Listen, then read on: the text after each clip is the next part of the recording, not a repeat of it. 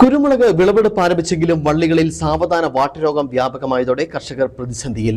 മഴക്കാലം കഴിഞ്ഞതോടെയാണ് ചെടികളിൽ രോഗബാധ കണ്ടു തുടങ്ങിയത്. ഇലകൾക്ക് മഞ്ഞനിറം ബാധിക്കുകയും ക്രമേണ കുരുമുളകും വള്ളിയും ഉണങ്ങി നശിക്കുന്നതുമാണ് ഈ രോഗം.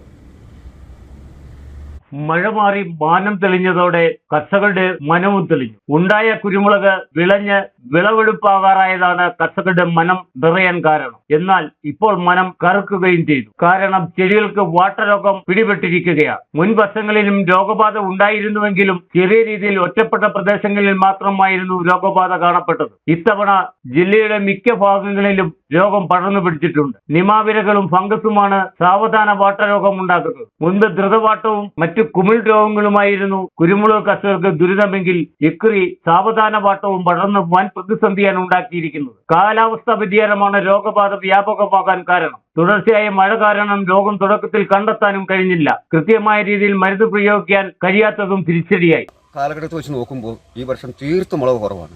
ഗണ്യമായ കുറവെന്ന് പറഞ്ഞു കഴിഞ്ഞാൽ 100 കിലോ കിട്ടുന്നവർക്ക് 10 കിലോ കിട്ടുന്ന അവസ്ഥയല്ല. അത്രയും വിളവ് ഉൽപ്പാദനം കുറവാണ് ഈ വർഷം.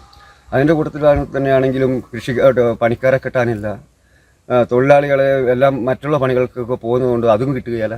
അങ്ങനെ ഒരു ഭയങ്കര അവസ്ഥയാണ്. രോഗം വ്യാപകമായി പടർന്ന സാഹചര്യത്തിൽ ഇനി മരുന്ന് പ്രയോഗിച്ചാലും ഫലപ്രദമാകുമോ എന്ന ആശങ്കയും കർഷകർക്കുണ്ട്. മുൻ വർഷങ്ങളെ അപേക്ഷിച്ച് ഇക്കുറി കുരുമുളക് മികച്ച വിലയുണ്ട്. കഴിഞ്ഞ വർഷം സീസണിന്റെ തുടക്കത്തിൽ കിലോയ്ക്ക് 550 രൂപയായിരുന്നെങ്കിൽ ഇക്കുറി 650 വരെ വില ലഭിക്കുന്നുണ്ട്. എന്നാൽ രോഗബാധ കാരണം ഉൽപാദനം കുത്തനെ ഇടിയാൻ സാധ്യതയുള്ളതിനാൽ കർഷകർ പ്രതിസന്ധിയിലാണ്. സന്തോഷം വരുന്ന കാലഘട്ടമായിരുന്നു. എന്നാൽ ഉൽപാദനം വളരെ കുറവായിരിക്കുന്നത് കൊണ്ട് വില ഉയർന്നെങ്കിലും കർഷകർക്ക് സങ്കടമാണ് മിച്ചമായിട്ട് വന്നിരിക്കുന്നത്.